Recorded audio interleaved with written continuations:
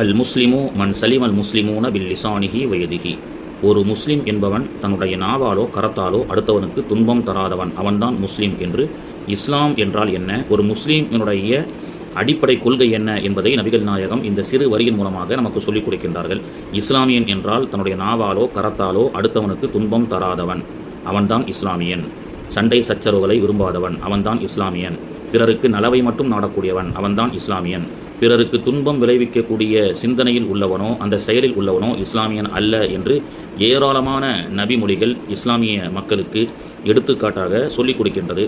ஆனால் தற்காலத்தில் குறிப்பிட்ட சில குற்றவியல் சம்பந்தப்பட்ட கொலைகளுக்கு இஸ்லாமியர்கள் தான் காரணம் என்று இஸ்லாமியர்கள் மீது பழி போடக்கூடிய, அதாவது கொலைகளுக்கு இஸ்லாமிய சாயம் பூசக்கூடிய, குறிப்பிட்ட சில ஆண்டுகளாக எங்கு வெடிகுண்டு வெடித்தாலும் வெடித்து சில மணி நேரத்திலேயே அதை செய்தவர்கள் இஸ்லாமியர்கள் தான், இஸ்லாமியர்கள் பெயர்கள் தான் அவர்கள் குற்றவாளிகளாக இருக்க முடியும் என்பதை காலம் காலமாக மீண்டும் மீண்டும் ஒரு பெரிய பொய்யை சமூகத்துக்கு மத்தியில் சொல்லிக்கொண்டே இருப்பதுதான் இந்த ஊடகத்தினுடைய வேலையாக இருந்து கொண்டிருக்கின்றது.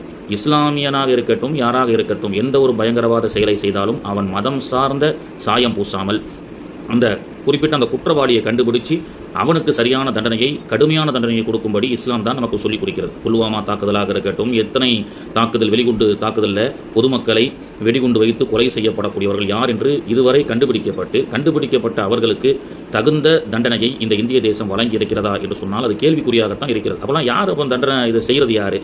குற்றவியல் குறைந்த நாடுகளுடைய பட்டியலில் பார்த்திங்கன்னா முதல்ல கத்தார், சிங்கப்பூர் இருக்கிறது. கத்தார் இஸ்லாமிய நாடு. பொதுவாக சவுதி அரேபியாவை எடுத்துக்கொள்ளுங்கள், இஸ்லாமிய நாடாக எடுத்துக்கொள்ளுங்கள்.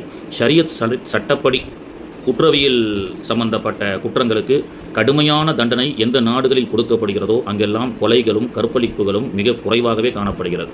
கொலை செய்கின்றான். மன் அஹ்யாஹா ஃபகஅன்னமா அஹ்யன் நாஸ ஜமீஆ, குர்ஆன் சொல்லக்கூடிய வார்த்தை.